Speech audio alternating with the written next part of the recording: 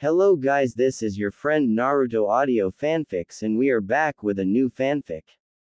Which is what if Naruto rebuilt the Uzumaki clan with Konan, Mei and Yugao? Part 1. And if you enjoy this fanfic then please press the like button and subscribe to my channel for more fanfic like this. And now let's start the fanfic. The first thing he heard was the sound of a thunderous explosion. The entire ground shook terribly. The house in which he was sleeping shook as well. It was enough to destroy any sense of sleep from his body. Bolting from his bed, he quickly made his way towards the wardrobe of his room. Opening the wooden door, he quickly took out a dark black-colored shirt and blue-colored pants. The shirt had a spiral symbol on its back. He rapidly strapped the vest around his body, and strapped his kunai pouch on his thigh. Wrapping his green-colored tough flak jacket around his chest, he tied his headband around his right arm. Picking up a small, sharp tanto he placed it on the cover strapped on his back. Stepping in front of the mirror, he was satisfied with the image he saw. Name: Naruto Uzumaki. Age: 13. Rank: Chunin. Ninja registration number: 24401. Affiliation: Uzushiogakure, the Hidden Whirlpool Village. The young shinobi was nearly 5 feet 3 inches tall. He had long, silky dark red hair. One of his eyes was concealed by a long bang. He was extremely fair and had piercing blue-colored eyes. His body sported well-built muscles. A fine black-colored face mask concealed his identity. With one last glance at his reflection, he made his way towards the window. A moment later, the apartment was empty. The young Chunin was rapidly leaping through rooftops, his sensory powers clearly pointing towards a heated battle happening near the northern border of the village. The number of fighters engaged in battle were too many to count. That could only mean that they were under attack from another major hidden village. Or several of them. Nothing could be said for certain. The Third Great Ninja War had started a few months. While Uzu had decided to stay neutral, it would be futile to deny the fact that it was on the hit list of every ninja village. After all, theirs was the technologically most advanced village. While small in size and population in comparison to the other major villages, it had ninjas that were more stronger and talented. But most of all, they had knowledge of many hidden arts that were not known to any of the villages. Particularly Fuinjutsu, sealing arts. He didn't stop even when 2 more people arrived by his side. They easily matched with his pace and started accompanying him to the battle zone. One was a short, red-haired body who had dark purple-colored eyes. He was fair-skinned and was wearing the Chunin uniform. The Uzu headband being proudly tied around his forehead.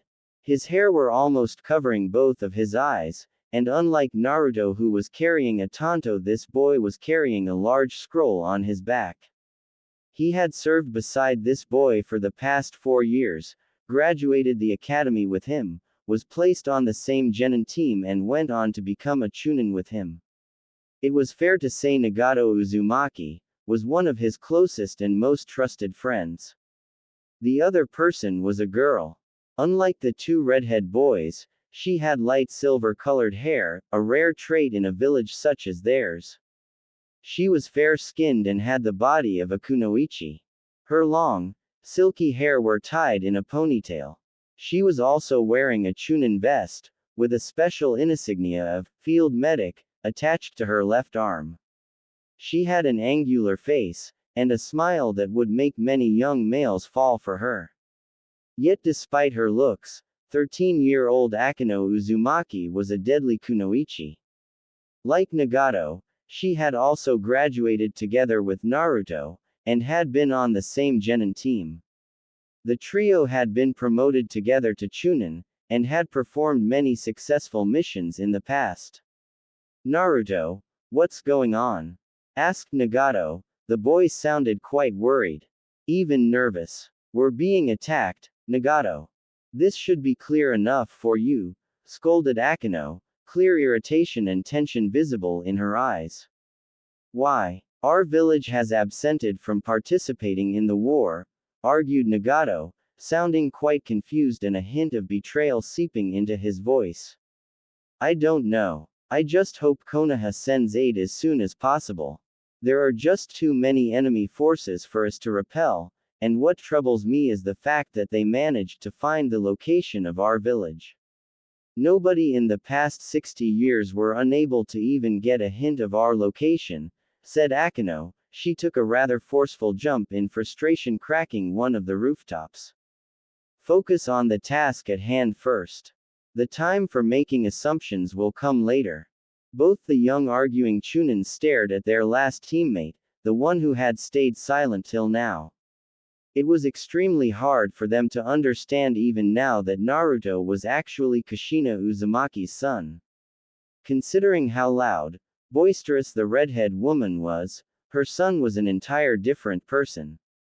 He was kind, friendly and deeply cared about his village and its citizens. Even went as far as calling each of them as his family. And at the same time, he was quite reserved as well. Naruto was one of their talented upcoming ninjas and had rapidly rose through the ranks due to his power. While Nagato was shy, Akino was a hothead, Naruto was the rational head of their team. Unlike his mother, he had an uncanny habit of remaining composed even in the most difficult situations. A trait which he possibly inherited from his unknown father. Maybe it was the absence of a father in the boy's life that had transformed him into the person he was today. Kushina had never revealed the identity of Naruto's father, and inside a village which greatly valued parental lineage, it directly made Naruto an outcast. Akino could still remember when Naruto was bullied on this fact by his fellow students. At first the boy was quite disturbed, but over time he stopped caring about the jabs. Instead he decided to prove himself by becoming the strongest ninja of their village. An ambition he still followed till this day. Graduating at the top of his class, performing the maximum number of genin missions, many of them extremely dangerous, acing the Chunin tournament of their village, these were among the few notable achievements of the young boy. Yet he was not famous for these facts, but for another reputation. He never took prisoners. Their thoughts were interrupted when Naruto suddenly stopped. Wordlessly he knelt down and placed one of his fingers on the rooftop. Nagato and Akino stopped as well. It was not a defined thing, and even if they all shared the same rank, it was a mutually accepted fact that Naruto was the leader of their team. I'm sensing several enemy platoons approaching from the east side, reported Naruto, his voice still calm. Yet one look in his eye and years of staying by his side was enough for his friends to see even he was disturbed with this revelation. The Uzukage had personally trapped the entire area. I don't think they'll get through. We should focus on the north sector where the real fight is going on, suggested Akino, as Naruto shifted his gaze towards Nagato. Despite being talented, he valued the opinion of his comrades who also happened to be his best friends. I think we should check the eastern side, just to be sure, said Nagato, his voice uncertain as a bead of sweat rolled down on his pale face. I agree. Akino asked Naruto, his piercing blue eyes asking the unsaid question. The silver-haired girl sighed. Fine. I'll inform the Uzukage, then we'll go check it out, agreed Akino, receiving a faint thankful smile from Naruto. One which she happily returned with a grin. A seal glowed on Nagato's right hand, as Akino bit her thumb and wrote a coded message. A moment later the mark along with the blood disappeared, leaving no trace of its existence. Done, said Nagato confidently. Nice work. Let's go with D formation, suggested Naruto calmly, receiving 2 affirmative nods from his teammates. Let's go. Naruto had an extremely worried expression on his face. Beside him, Akino and Nagato were tightly clenching their fists, their eyes burning with anger. When they had arrived on the eastern borders of their village, They had not expected the enemy forces to be on the verge of breaking through nearly all the barriers. No matter how skilled ninjas the enemy had, it would be nearly impossible for them to break through the Uzumaki defenses. It's as I feared, thought Naruto worriedly, not expressing his opinion out loud in order to keep his comrades focused. As right in front of him, he saw Matsuo Uzumaki standing ahead of the large Kumo forces, his hands slowly disabling the various traps set by his own village. Now we know why Matsuo never reported back to the village. He was captured by the enemy, said Naruto frankly. We should save him, said Nagato seriously, the boy sounding quite determined for a change. I agree. He's one of our own. The enemy has definitely placed him under a genjutsu. Otherwise, he would have never done something like this, said Akino passionately. How should we do this? Asked Nagato quickly. Stand down. The two Chunin were surprised when Naruto gave that order in a painful tone. Despite his face mask concealing his face, they could see he was gritting his teeth. He was holding a sharp kunai strapped with an explosive tag in his right hand. Naruto, said Nagato worriedly. What are you thinking? Asked Akino uncertainly. We can't save him, there are simply too many enemy forces surrounding him. And then there is that man, pointed Naruto. His comrades glanced in the direction he was pointing at.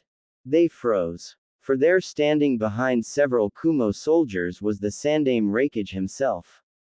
The man was a beast, and was rumored to be the fastest and most physically strong ninja of their world. We may be able to eliminate the ninjas, grab Matsuo, but we would never be able to outrun from the Raikage. All of us could definitely be killed, said Naruto sadly. But if we don't do something, Matsuo will, said Nagato in a troubled voice. Akino saw the kunai in Naruto's hand trembling. The young boy was taking sharp breaths, and in that moment she knew what he was going to do. We have to stop Matsuo, said Naruto bitterly. What? No. He's our comrade. We can't harm him, argued Nagato passionately. The boy seemed extremely shocked with what his friend had just suggested. There is no choice, Nagato, replied Akino compassionately, placing her hand over the shocked boy's arm. Naruto, we took an oath to protect our comrades, said Nagato tirelessly, and saw Naruto glancing away from his piercing gaze. In the past, many of our shinobi have died for the protection of the village. Neither we or Matsuo are any different, said Naruto sadly. No, we can save him. Don't give up so easily, said Nagato furiously. Think about the village, Nagato. We cannot rescue Matsuo without getting ourselves killed, and that would just further weaken the village in this desperate hour. Try to understand the situation, pleaded Naruto. But, do you trust me, Nagato? Asked Naruto calmly. Yes. Then follow my lead, requested Naruto. Nagato looked towards Akino, who gave a firm nod. He still had doubts, yet he trusted Naruto enough to do the right thing. He reluctantly consented, earning a relieved smile from Naruto. Naruto focused his vision. A few seconds later he threw the kunai. The weapon sped through the air at great speed, and landed several meters away from Matsuo. The Kumo forces became alert and took defensive formations, and it was that moment when the explosive tag attached on the kunai went off. Boom! Matsuo was sent sailing away due to the shock wave released from the explosion. He crashed in the nearby bushes with a small thud. Despite the injury, Akino sensed the man was still breathing. Just completely knocked out. The two of them stared at Naruto, who had a satisfied smile on his face. Then the boy did something unexpected. Rising out of his cover in the trees, Naruto suddenly made himself visible to the surprised Kumo forces. The boy gave them a straight middle finger. Worthless jarheads, taunted Naruto. Akino and Nagato stared at their friend in surprise. Naruto literally grabbed them by the collar the next second and started running away. There were several angry shouts from the now enraged enemy troops who had launched themselves in hot pursuit. The three Uzu Chunin smirked when the Kumo forces started getting hit by the hidden traps set by the Uzukage. With Matsuo completely out of commission, it would be quite time-consuming for them to break through. And it would cost them many lives. Nagato smiled proudly as he followed Naruto, with a grinning Akino right beside him. They may have been unable to rescue their comrade, but they didn't kill him and also bought time for their village to prepare further countermeasures. You upheld your oath of protecting your comrades and the village at the same time, Naruto, thought Akino fondly. Guys, we're being summoned back to the cage tower. Katsuro-sama wants to meet us urgently, informed Nagato, correctly reading the message which had appeared through a seal on his arm. Naruto and Akino exchanged quick nods. Orders, acknowledged, said Naruto seriously. The atmosphere in the war room was extremely grim. Naruto, Nagato and Akino crisply stood in a corner of the room along with several young Chunin of their age. All of them seemed quite anxious, even nervous, their eyes fixed on the form of their Uzukage who was currently going through the situation assessment with the top Junin of the village. Naruto was not an expert in tactical warfare, but so far he could see three very large red pieces surrounding his village. Kumo is the first one, then Kiri will definitely be the second. They have always envied us, but who could be the third? Suna is too far to launch such an attack, Konoha wouldn't attack us or risk losing Ka-chan's loyalty, and we all know how important she is to the citizens of the Fire Nation. That would only leave Iwa. I knew Onoki was crazy, but would he really go this far? Thought Naruto worriedly. It was quite difficult for him to accept that three rival hidden villages who had just started fighting against each other again, had suddenly united against his small nation.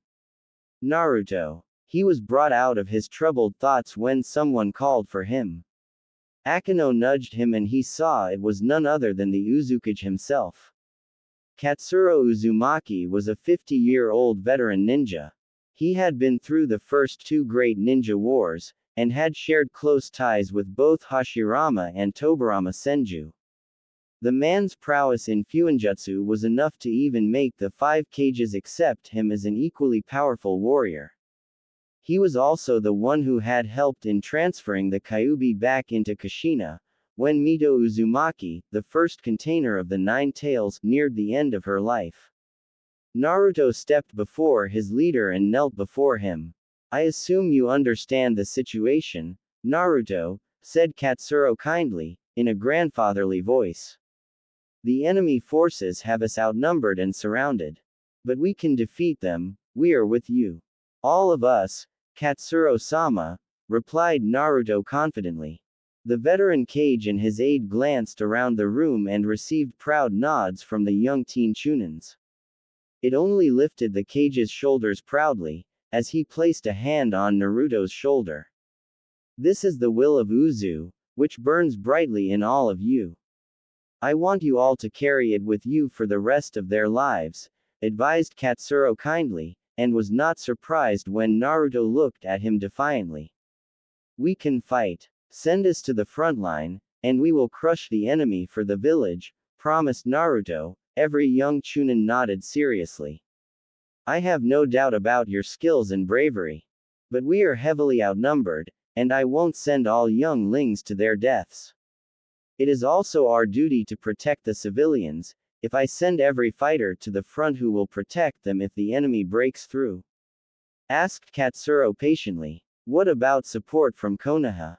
Asked Nagato hopefully, and saw the disappointment in his leader's eyes.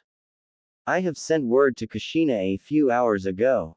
But we are yet to receive response, but I know they shall come to our aid, reassured Katsuro. He was satisfied when many of his Chunin sighed in relief. Yet Naruto stared at him blankly. Please tell us the real situation, Katsuro-sama, requested Naruto, making the older man smile a little. You were always too observant, Naruto. How bad is it? Asked Akino worriedly. The cage took in a deep breath. Uzu will fall, confessed the cage. Shocked gasps were heard across the room, many of them Chunin went pale with fear. Akino saw Nagato was on the verge of tears, and even she herself was no better. Then I'll stay behind with the other veteran ninja.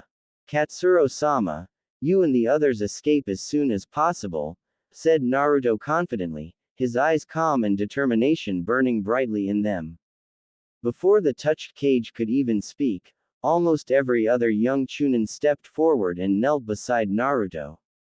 We'll try to buy as much time as possible, promised Akino. Just get the civilians and our families to safety, requested Nagato politely. The boy was actually calm for a change.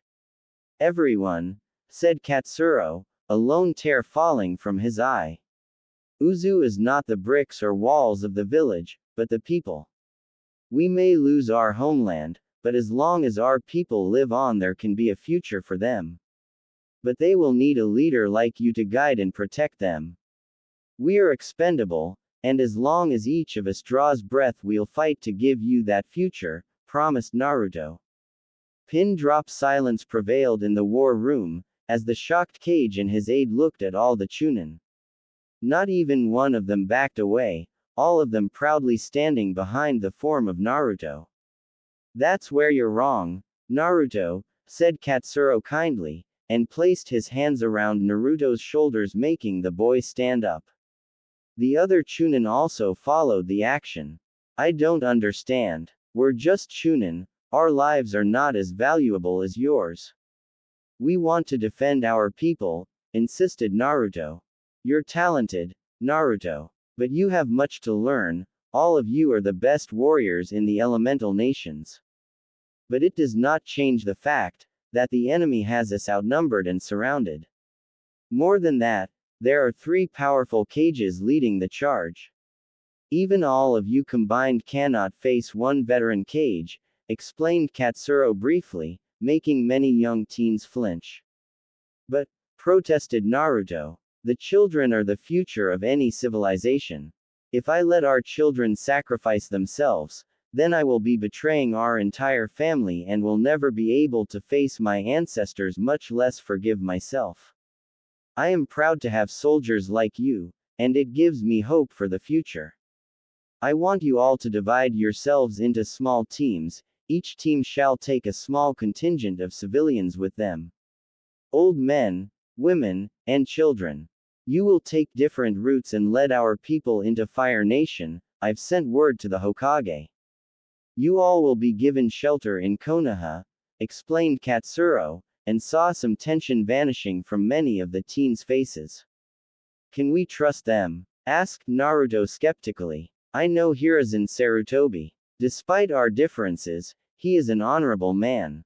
Kushina will help our people in settling down. When the situation is resolved and if I'm alive, then we shall think about regaining our lost territory. Until then, we must protect our people at all costs, said Katsuro seriously. I won't abandon you, said Naruto stubbornly, making the old cage chuckle fondly. The Uzukage placed a firm hand on Naruto's shoulder and gave him a reassuring smile. Have some faith in me, son. Besides, Kushina will kill me if I let you participate in such a suicidal battle which is still beyond your league, said Katsuro kindly, making the others chuckle. Naruto remained stoic. I am a shinobi and old enough to make my own decisions. Please, let me fight beside your side, pleaded Naruto. Ah, the good old rebellious teen. What interesting lives they live, thought Katsuro fondly. Try to look at the situation rationally rather than emotionally, Naruto. I'm sure you will understand, and if that is not enough to make you understand, then consider this an order from your cage. Protect the civilians and get them to Konoha, no matter the cost, said Katsuro sternly. Naruto's fists clenched tightly, as he glared at his leader. Much to the surprise of his fellow Chunin, yet Katsuro simply smiled. I can't run away like this, said Naruto aggressively. You're not running away, Naruto. You are simply making a strategic retreat to protect the civilians. Once the situation is under control, we will take the fight back to the enemy. Don't be so eager to die, son. You're still young, your time will come, advised Katsuro patiently. I kneel. Naruto blinked. So did the others. Regardless, they quickly obeyed their leader's orders and knelt before him. The old Kage's wrinkled face still shined brightly, his bright red hair flowing in the air. His bulky figure looming over them as the old man took out his sword and placed it on Naruto's shoulder. Be without fear in the face of your enemies. Be brave and kind, so that our ancestors may love you. Strive for truth and peace, even if it leads to your end. Safeguard the helpless and oppose the wicked, that is your oath. Slap. The old Kage inflicted a tight slap on Naruto's cheek, leaving a bright red mark behind as the boy looked at him in surprise. The Kage smirked. And that is so you remember it, said Katsuro with a chuckle. The old man slowly made Naruto stand up, with the other Chunin following suit. Rise a guardian, finished Katsuro proudly. He smiled when all the Chunin gave him crisp, devoted salutes.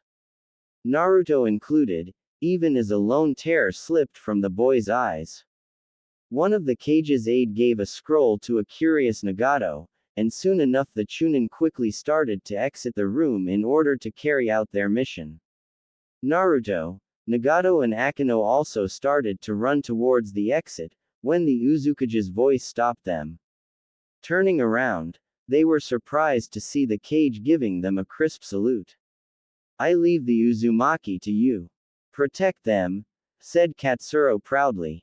In return, the three youngsters shifted to attention and looked their brave Kage straight in the eye. We will. Naruto stared at the burning form of his dear village, and the hundreds of enemy fighters pouring inside his home.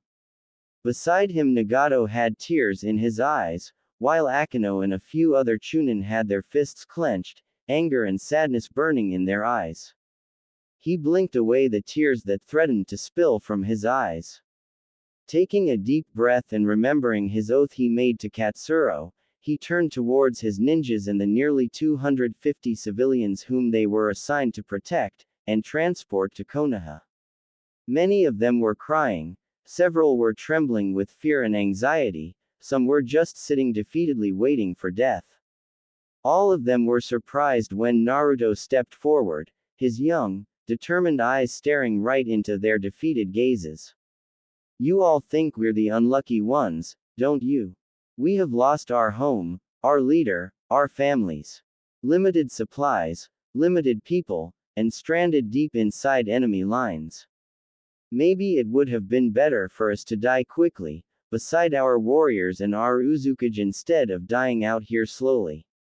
Where shall we go? What shall we do? Said Naruto loudly. Akino gasped in horror on hearing what Naruto was saying. Nagato flinched on seeing how further depressed the civilians and even their few ninjas were becoming. Centuries ago our forefathers founded our Uzumaki clan. They too were attacked like us, they too had their homes taken away, yet they fought on. They never gave up hope, they gave us our future through their sacrifice. Look around you, at your kids, at the person beside you. If you want to die, then I will gladly walk with you back towards the enemy forces and we can die a honorable death. Or we can fight on. We can show our enemies that we are not defeated, that the Uzumaki can never be defeated as long as even one of us remains. On the memory of our ancestors, our beloved Kage, our martyred friends and families, I, Naruto Uzumaki, pledge to find us a new home, declared Naruto. The young Chunin looked his people in the eye, and walked between them. The journey won't be easy, we shall face many hardships, but we will rebuild our home, our family. We will not give up, said Naruto proudly. The boy stood at attention and gave a crisp salute to his people. So say we all. Akino and Nagato stepped beside Naruto, stood beside their friend shoulder to shoulder and saluted their people. So say we all. The remaining ninjas rallied behind Naruto one after another, and yelled in proud, determined voices. The civilians also rose back to their feet and proudly looked at their new leader. Akino sat atop a branch of a tall tree. Her gaze fixed between the perimeter they had created and her group of civilians as well as few remaining Uzu ninjas. It was nearly evening, and their people seemed to be relaxing a little. Not that she could blame them, since the past few days had been extremely hard. Even brutal. Escaping from Uzu had not been easy. The enemy forces were hell-bent on killing every last Uzumaki who resisted. Those who wanted to surrender would only be turned into slaves. Their group had gone through many hardships. Lack of food, water, sleep and loads of fatigue were the most noticeable ones. To her surprise, Naruto had taken over the role of the leader of their group. Although, he didn't have much of a choice in that matter since none of the other ninjas were willing to take the lead. Yet that decision turned out to be the right one. So far Naruto's calm, collected attitude was the only reason the civilians had not panicked and done something crazy. Yet she knew something was going inside her friend's mind. The way his eyebrows furrowed up, the manner in which he cynically listened to anything relating to Konoha, his constant alert attitude even when they all entered Fire Nation made her arrive at a disturbing conclusion. Naruto didn't trust Konoha, and she couldn't understand why. She was interrupted from her thoughts when Noda, a fellow Chunin, tapped her shoulder. Both of them exchanged firm nods, and a faint smile came on Akino's lips as her guard shift was finished. Hopping off the tall tree, she marched towards the only person who could answer the stupid question that was plaguing her heart. She raised an eyebrow when she saw Nagato and Naruto standing there. The boys seemed to be discussing something while looking at the map placed on the ground before them. I want you to set up barriers here, here and here. Traps should be set in every direction. And I want 4 scouts to patrol the perimeter for shifts of 2 hours each. Then the next group will take watch. Can you make that happen, Nagato? Asked Naruto seriously. Yeah, I can. But, don't you think you're being overly cautious? Asked Nagato hesitantly. He's right. We've shaken off the enemy forces in pursuit and now we are in Fire Nation's borders. We're safe for the moment, chimed Akino, as she arrived beside her 2 comrades. Don't be naive, Akino. We'll never be safe, said Naruto harshly, his stone-cold eyes staring into her own. The Uzukage said that he has already sent word to the Hokage. We have, argued Nagato. Katsuro-sama is dead, and dead men have no rights, said Naruto flatly, making his 2 friends flinch. How can you say that? He could still be alive, said Nagato hesitantly, making Naruto sigh. You are free to believe what you want, Nagato. But it doesn't change reality, and deep down you know it, replied Naruto coldly. Nagato took a step forward, but was stopped when Akino stepped between them. Placing her hand on Nagato's chest, she shook her head. Naruto didn't react to the action. With a frustrated sigh, Nagato walked away, leaving his 2 friends alone. He better carry out the orders I gave him. Or we'll all end up dead, said Naruto, as he focused back on the map. You know he will. Naruto, you don't have to be so hard on him. Nagato is just, suggested Anko, not finding the right words as Naruto looked at her. He still believes in something. A luxury I can't afford, replied Naruto. For the first time, Akino clearly saw the dark marks beneath Naruto's eyes and how his eyes would sometimes blink slowly. When did you sleep last? Asked Akino worriedly, placing her hand on Naruto's cheek. I'll sleep when I'm dead. Akino growled. Grabbing him by the collar of his shirt, she slammed him straight into a nearby tree. Her angry eyes connected with his surprised ones. They stayed like that for a long time. Nothing was said, yet she saw it all in his eyes. "They're all dead," whispered Naruto. She wrapped her arms around him the next second. Her tears had long since dried up, yet the sadness remained everlasting in her heart. And Akino knew the boy in her arms felt the same feeling. She was relieved when he hesitantly hugged her back. "We'll make it through this. All of us, I promise," said Akino soothingly. "I never asked to be leader. I don't know how can I keep everyone safe," confessed Naruto, making her smile. "You got us this far without losing anyone. I'd say that's a pretty good start, and more than anything the rest of us could have done in your situation," said Akino proudly. Naruto leaned back and looked the silver-haired girl straight in the eye. He grasped her cheeks with his hands, and spoke in a soft voice. "We shouldn't go to Konoha," said Naruto hesitantly. "Why?" asked Akino patiently. "I can't give you a solid reason. I've got this feeling in my gut, please Akino. You have to trust me," requested Naruto, as she caressed his cheek. "I do trust you. But where can we go if not Konoha?" "Anywhere but there." Akino smiled. "It's about her, isn't it?" asked the silver-haired girl, making Naruto look away.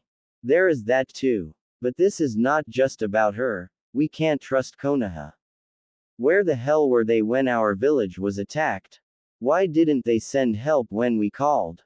Why did Kushina ignore our SOS? The answer is simple.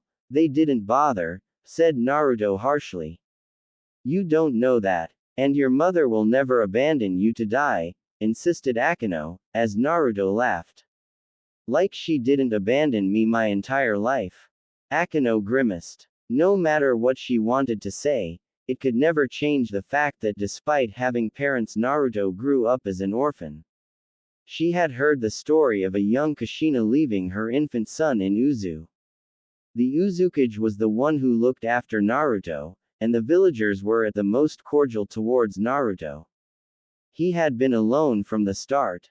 There would be regular letters from Kushina, which Naruto replied to at first. But on realizing that his mother was never going to visit him, he just stopped. From then on, he made his own way. Learning everything on his own, becoming a ninja, a strong fighter. But in doing all that, he stopped becoming less and less attached with people.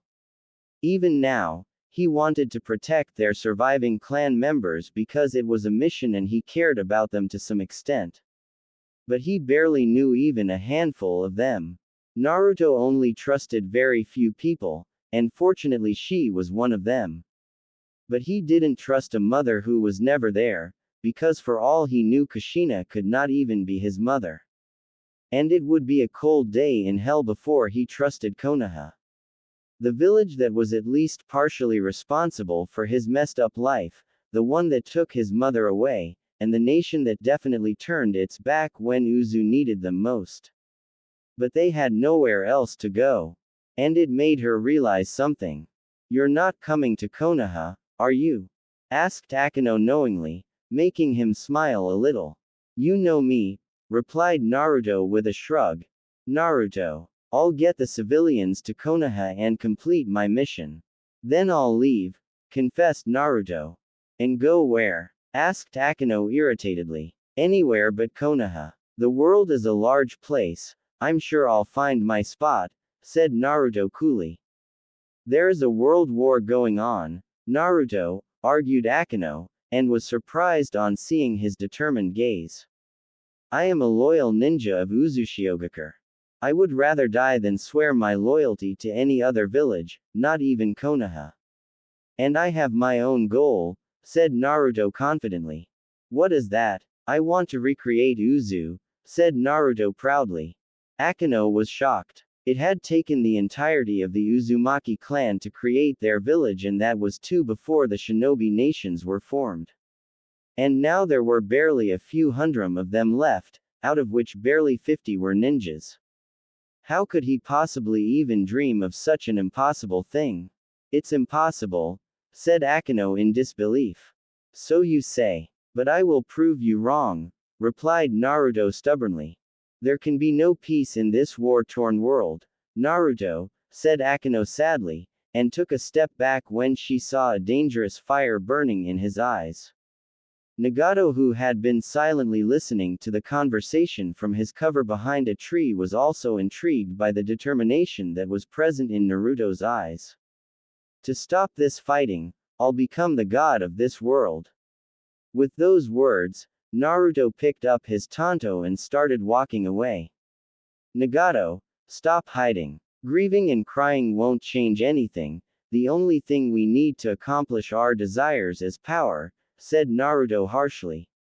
Akino was stunned. She could not even say a word when Nagato emerged from his hiding spot and quickly joined Naruto. The two boys exchanged firm nods and turned towards their female teammate. We're going to scout the eastern route. Can you keep things under control until we return? Asked Naruto seriously. Nakamura and Todo's groups were going to meet us there. We'll check if they're there or not, said Nagato, getting a nod in return. All right. Be careful you two. She only received 2 smirks in return. Nagato had been silently following his friend for the past half an hour. Neither of them had said anything to each other, and the only sound that was made was the occasional thunk when their feet connected with the branches as both of them hopped from tree to tree. Konoha had also entered the Third Great Ninja War, as such most of their shinobi were on the front lines. Thankfully it only allowed the Uzumaki to move a little freely. At least according to Naruto. Did you really mean it? Asked Nagato, making his masked friend look back. Yes. Nagato smirked. It was just like Naruto to answer questions like these with minimum words. How will you bring peace for all of us, which Katsuro-sama wanted? Asked Nagato curiously. I don't know how as of yet, Nagato. But I believe that if I give it my all then it can be achieved. I just have to believe in it. What about you? Questioned Naruto. You're my best friend, Naruto. We've had each other's backs for as long as I remember. If you believe that going to Konoha is not the right choice, then I'll follow you wherever you go, said Nagato contentedly. Just like that, said Naruto curiously, making Nagato give him a cheeky smile. I'm the only one who can keep up with your stick up your deadpan Nagato. His friend smiled a little. Ass. Nagato smiled on hearing that remark, knowing it was said with affection. As they continued their journey, he heard something which Naruto rarely said to anyone. I'm lucky to have friends like you. A wide smile came on Nagato's face as he stepped beside Naruto. None of them said another word, and silently continued their journey knowing how precious they were to each other. Having fought for the same nation, been on the same team, saved each other's lives, held each other in dire moments, butted heads over simple things, and gone through the same pain. However, the smile disappeared from the boy's face when he sensed something disturbing. Frantically, he activated the seal on his arm and was alarmed when he didn't get any response in return. Naruto, warned Nagato. I know, replied Naruto tersely. The two of them madly dashed towards the rendezvous location where they were supposed to meet with the remaining 2 group of survivors who had escaped from Uzu. Nagato stopped dead in his tracks, his eyes widened as a shocked gasp escaped from his lips. No, no, no, repeated Naruto in a panicked voice, completely losing his calm demeanor which he had managed to maintain till now.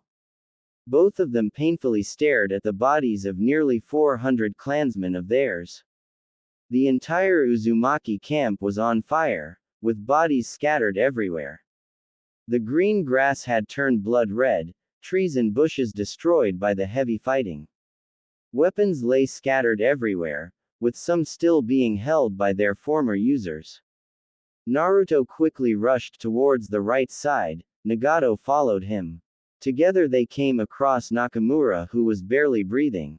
Nagato, first aid, said Naruto quickly, as Nagato took out his pouch while his friend knelt down to take the injured young Chunin in his arms.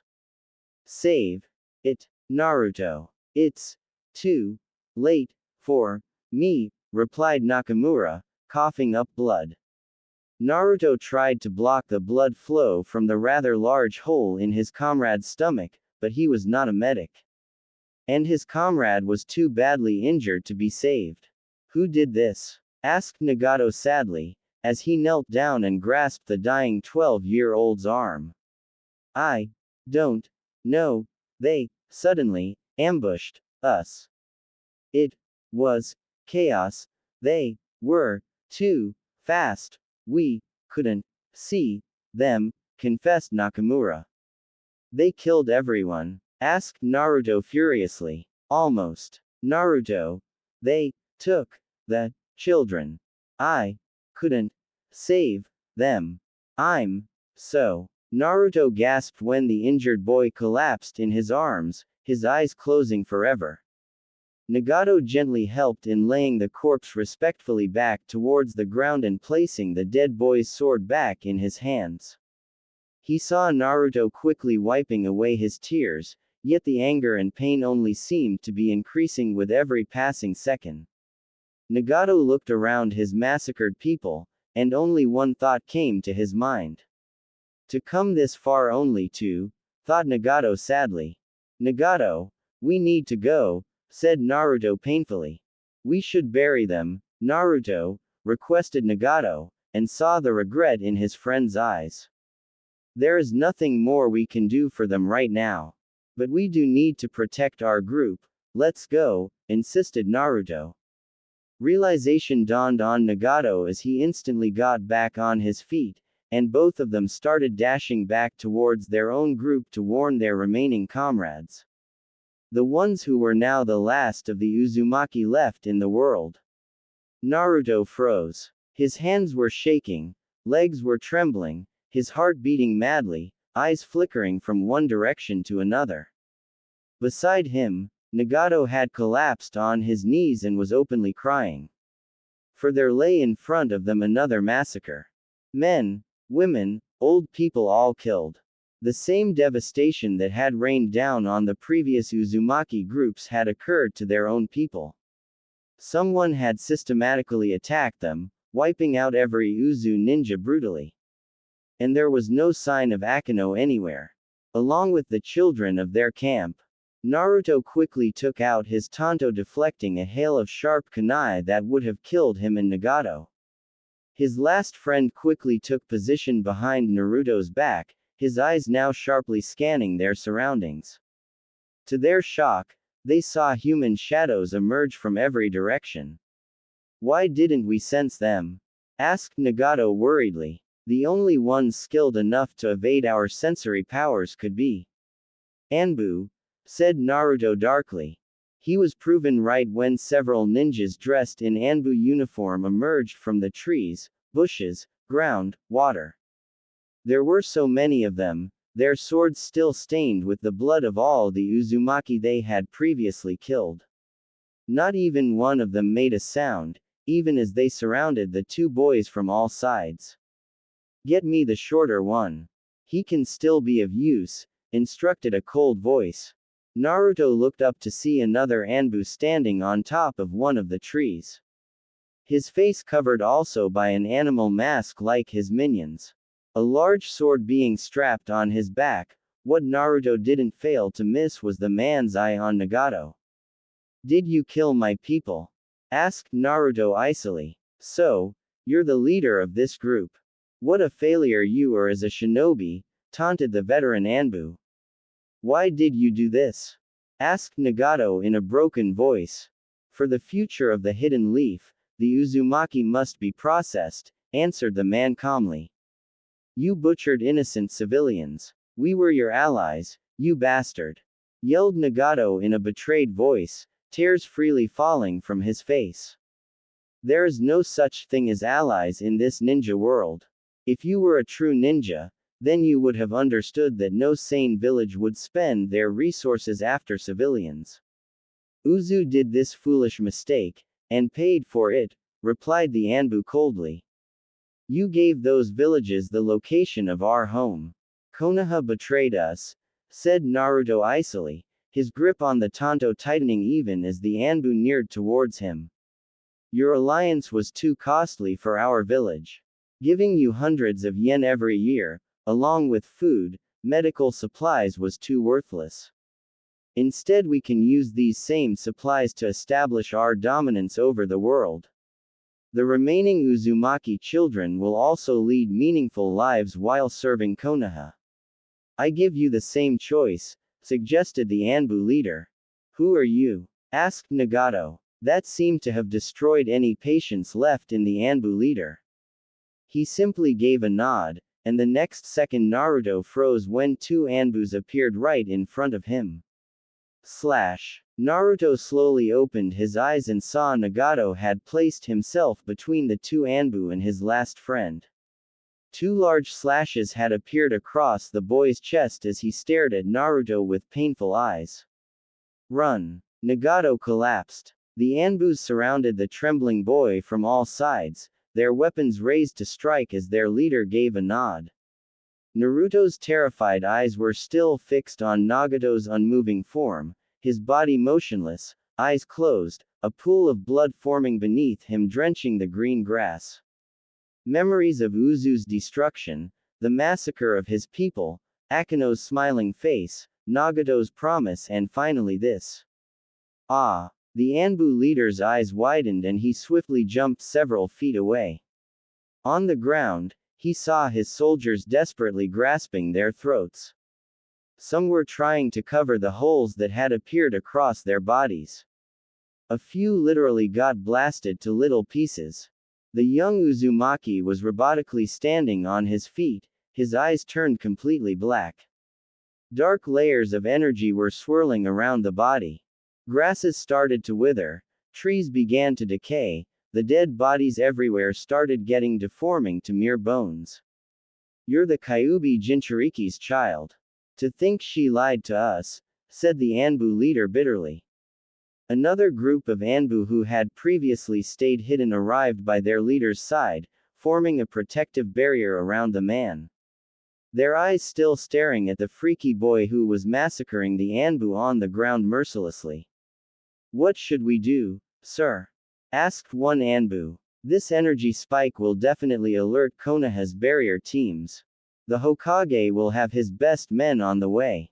Immediately go to phase 2, instructed the Anbu leader. What should we do about the boy? Asked the young Anbu again. Leave him. We don't know any possible countermeasures to be used against a Maiden, Dark Release user, nor do we have the time to find out. Besides, he seems to have no control over his powers and is lashing out like a cornered animal. We'll retreat for now, and capture him next time. He will be a valuable asset to our village, instructed the Anbu leader. We already captured most of the Uzumaki children. The rest of the people were simply of no use to us, said the Anbu leader. You made the right call, sir. Uzu was becoming too much of a liability for us to bear. Through your guidance we were not only able to eliminate a potential threat, but also saved resources and recruited potential assets for our village. We'll handle the cleanup, replied the young Anbu, receiving nods from his fellow comrades. Together they all joined their swords and said in clear voices. For Konoha. Naruto groggily opened his eyes when he felt something hitting the side of his head. At first the sunlight blinded him for a moment, but slowly his vision adjusted according to the environment and he spotted a large shade of red. Another few moments of trying to clear his vision made him finally see a mop of dark red hair. You made it, said Naruto tiredly. Nagato only gave him a sad nod as he helped his friend get back on his feet. He was surprised when Naruto gave him a short hug. The only thing Nagato could do was place a comforting hand on his friend's shoulder. Told you my healing powers are better than yours, said Nagato calmly, his voice heavy with grief. For a moment, I thought, replied Naruto hesitantly, getting a nod from his friend. We were an assassination squad, Naruto. All of us know how to maintain stealth, and besides my supposed fake death was enough to save the both of us from those Anbu squads, suggested Nagato, not proud of his actions but he did what was necessary for both of their survival. I don't remember, said Naruto worriedly, as Nagato placed a hand on his shoulder. It's better this way, Naruto. You really don't want to know what happened when you unleashed your dark powers, replied Nagato compassionately. I killed them all, didn't I? It was not a question but a statement. One which Nagato had to reluctantly agree with. Brutally, confessed Nagato. I see, was Naruto's only reply. What do we do now, Naruto? Asked Nagato seriously. The former team leader went silent for a few moments, but it wasn't long before he looked his friend straight in the eye. I want to go after our captured people, said Naruto, determination burning in his voice. It's suicide, Naruto. We were no match for those Anbu, and besides there aren't many of us left to rescue. Akino too. Slap. She's alive. And unless I see her cold, dead corpse I am not giving up on her. And neither am I giving up on the innocent Uzumaki children, only Kami knows what those Konoha bastards would do to them, said Naruto worriedly, as Nagato caressed his now reddened cheek. We should have listened to you. We should have never came here, it's over. It's all over now, declared Nagato depressingly. It isn't over until I say it's over, yelled Naruto furiously. Nagato was startled. He couldn't believe the raw anger that was burning in his friend's eyes. The desire to retaliate was eating Naruto from the inside. I can't, confessed Nagato, the fear he felt on being surrounded by those Anbu again. He was just a chunin, for Kami's sake. The only reason you don't want to go after our comrades is because you lack conviction, spat Naruto, receiving a sharp glare from his friend. And the only reason I couldn't keep them safe in the first place was because I was weak, confessed Naruto, reducing the glare Nagato was giving him. We'll die, Naruto, said Nagato hesitantly. Maybe. Why are you so damn stubborn? Asked Nagato bitterly, and saw Naruto turn away from him. Because Akino and those few remaining children are the only reason left for me to exist. My parents abandoned me, but the Uzumaki are the only family I have left. And I will do anything to protect them, said Naruto in a heavy voice, and Nagato was not sure but he saw a small tear fall from the usually calm Naruto's eye. What if you fail? Questioned Nagato. Then I'll just die. But until then, I will keep on fighting. Because I am a warrior, not a sheep. And with those words, Naruto took off leaving a stunned Nagato behind. Naruto furiously leapt through the unending forests of Fire Nation.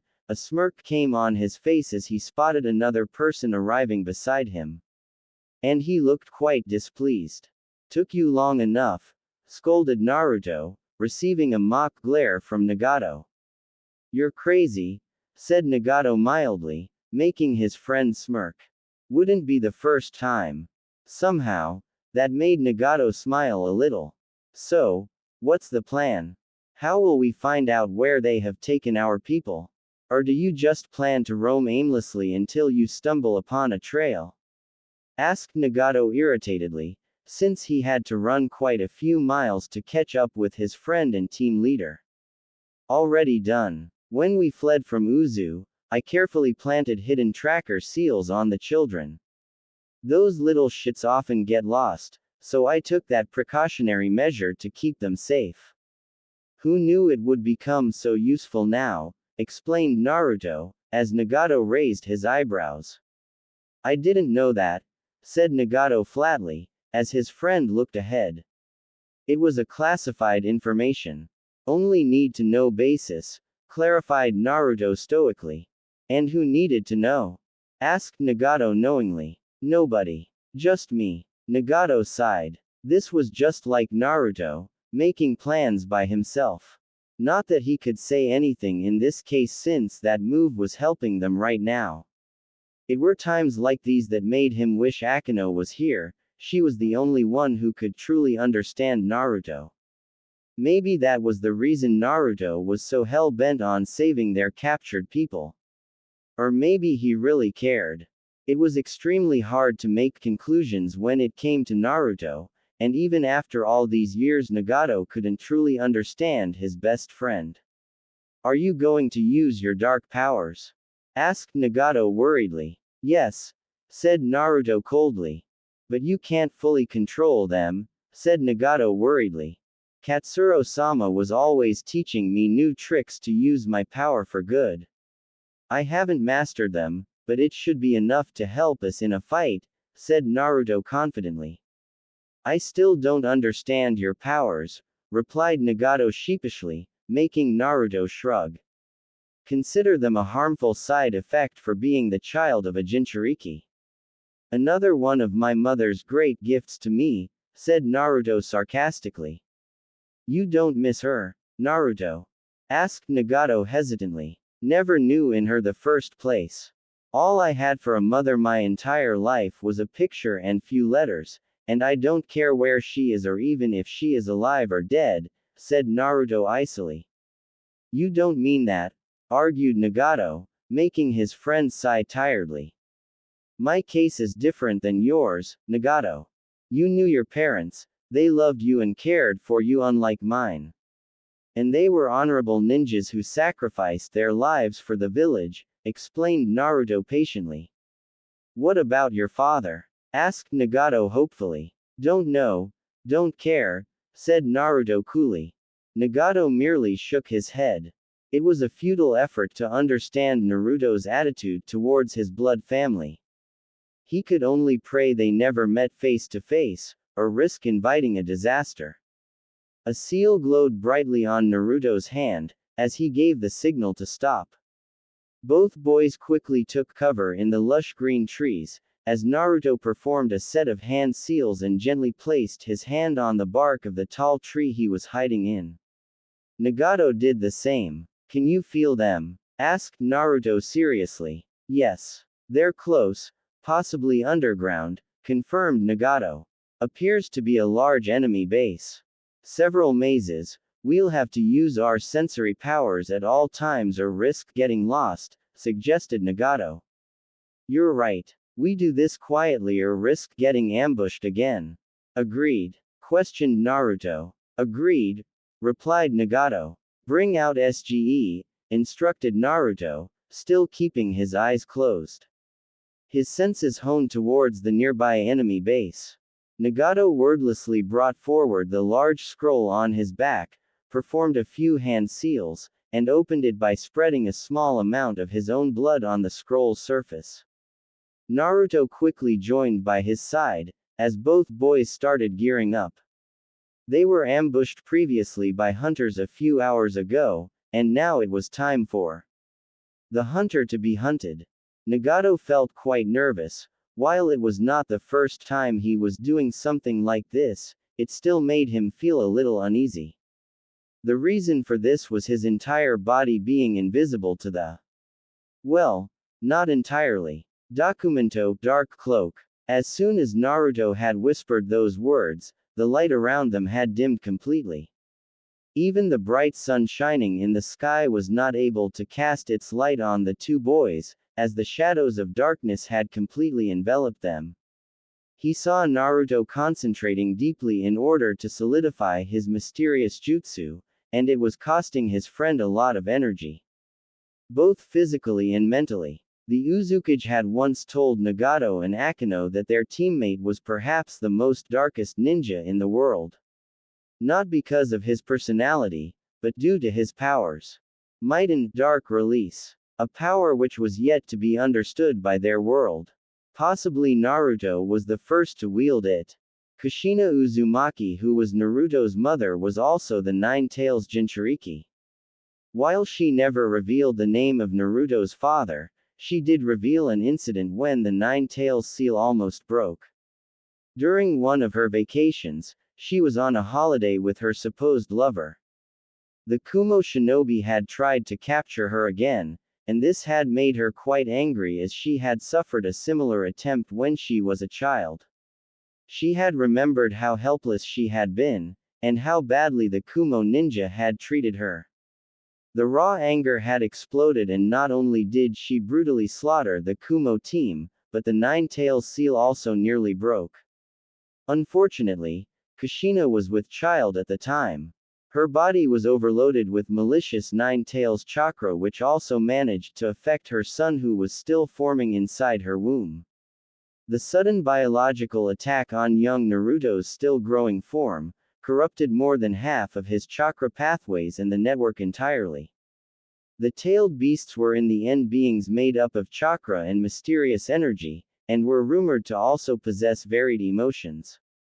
One tail had bloodlust, and the nine tails indirectly granted Naruto this power. But it came at a severe cost. Naruto's chakra reserves were just half in comparison to a regular Uzumaki, and he had problems performing ninjutsu for more than a few hours continuously.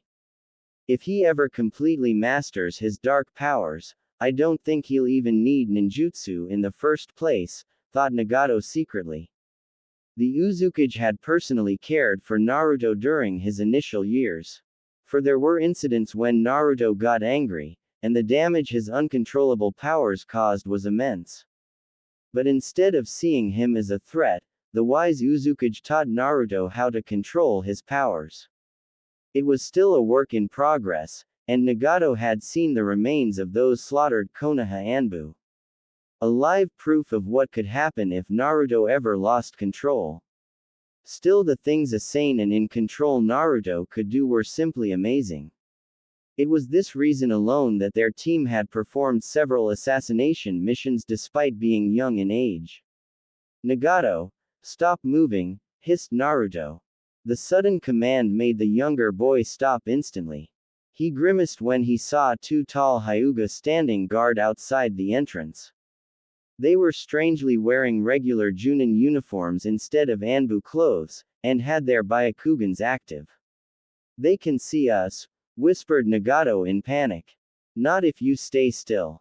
The shadow mist I created around you can hide your form even from the Byakugan, but it won't stop those sharp Hyuga to spot the movements you make, like rustling of leaves, or the sound of footsteps we make on the grass, explained Naruto irritatedly.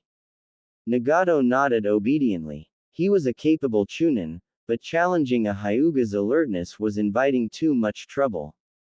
Besides, Akino had repeatedly warned him over the years not to argue with Naruto.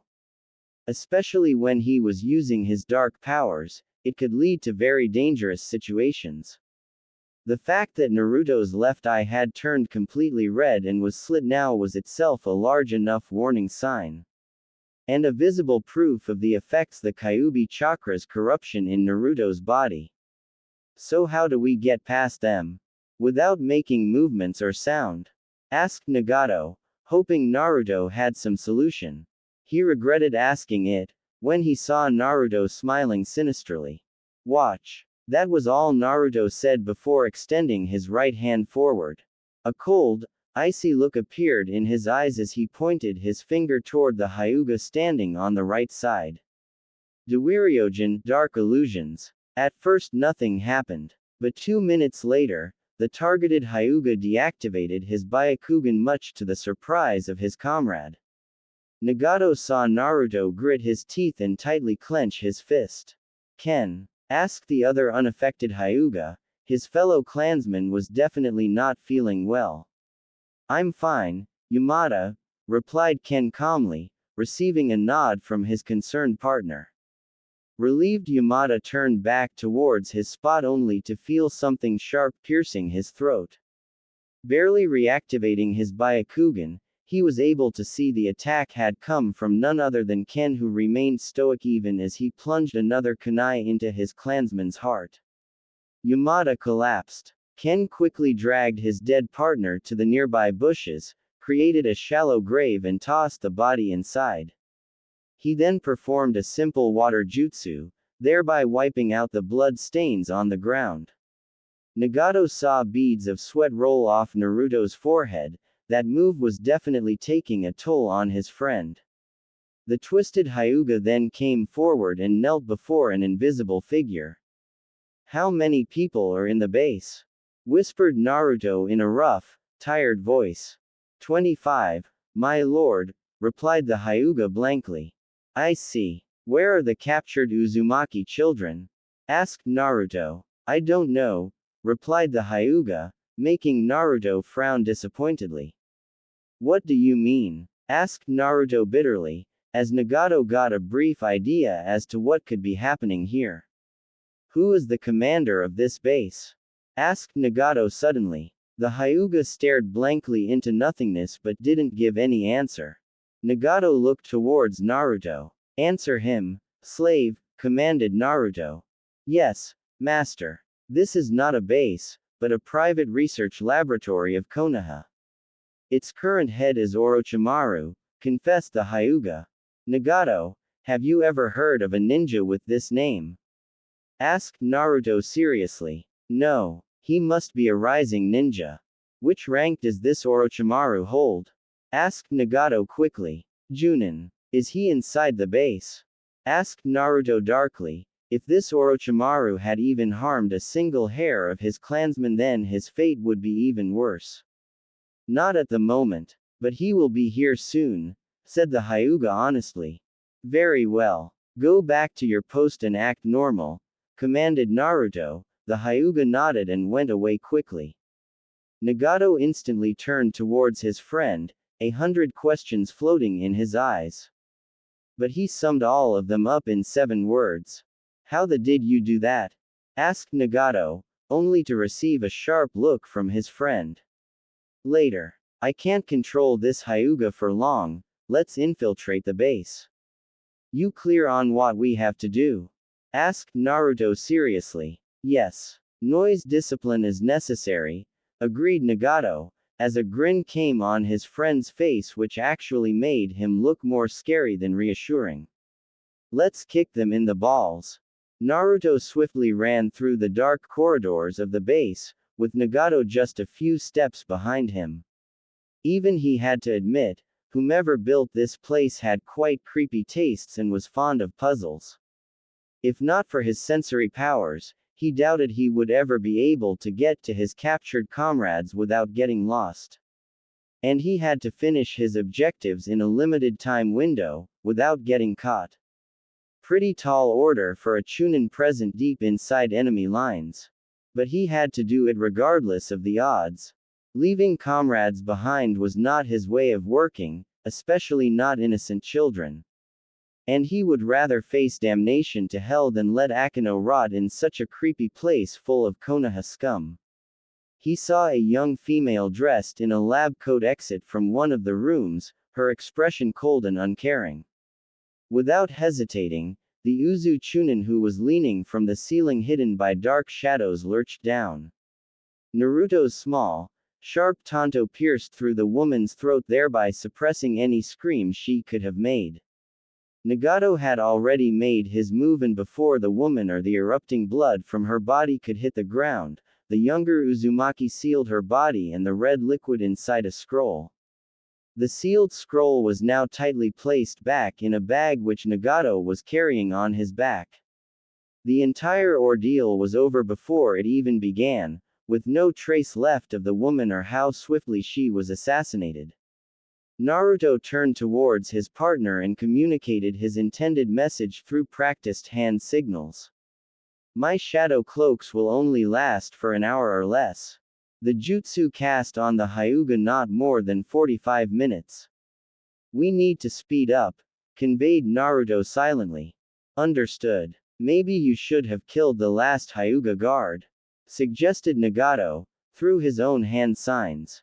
No guards protecting the base would have raised instant suspicion if some Konoha ninja or Orochimaru stumbled across. "Had to play safe," suggested Naruto. "Then let's make it count fast," replied Nagato. "Agreed." As they moved through the base, they spotted various labs equipped with state-of-the-art machinery and several pods. It only made the two Uzuchunin further worried about the fate of their people. Yet they had come too far to turn back now. Naruto quickly raised his hand when they came across a room. Nagato instantly took up position on the opposite side. Take out the mute charge, we finish them all in 10 seconds, instructed Naruto, his hand signs making his friend understand the plan. Nagato nodded. Taking out a special seal from his pouch, he strapped it on the metal door. Inside the room they could feel at least 20 human signatures, mostly civilian with few possessing chakra. The seal glowed for a second as Nagato gave a thumbs up to his teammate. The mute charge was one of the latest developments of the Uzumaki war machine. It was capable enough to prevent any sound waves to exit across 100 yards from where it was placed. Naruto gave a chakra-powered kick to the door. Nagato followed the move by tossing several smoke bombs inside simultaneously. Still concealed in their shadow cloaks, the boys stealthily entered the room and took up position by the only door that provided exit outside. As expected, the scientists, now surrounded by smoke, quickly ran towards the exit, where Naruto lay waiting for them with a sharp tanto. Slash. Nagato didn't hesitate for a slightest moment this time as Naruto started mercilessly killing every person that approached towards him. The older Uzumaki, still concealed in the shadows, started brutally murdering the people, his short tanto moving in a mesmerizing dance. Showers of blood and severed heads erupted. The people screamed, but nobody heard their terrified voices. It was as if sound itself had been sucked out into vacuum, and more horrifying was the fact that something invisible was slicing them up one by one. Nagato was slowly following behind Naruto, sealing up the dead bodies and blood stains across the floor and the walls, while also watching his friend's back. Not that he needed to, because most of these people were simple scientists and a few guards, all of whom met a gruesome end by Naruto's tanto, except for one which the boy was now holding by the throat. Somehow that sick scene made Nagato smile. There was nothing in the world which was more interesting than watching a man being held in the air by an invisible force. "Where are the children and Akeno?" asked Naruto darkly. "Who are? Ah!" the man screamed when Naruto jammed a sharp kunai straight through his balls. "I ask the questions, you answer." "Where are they?" asked Naruto bitterly. The bleeding scientist pointed a shaky finger towards a set of stairs inside the room that were descending below. Nagato had to restrain himself from ending this sick man.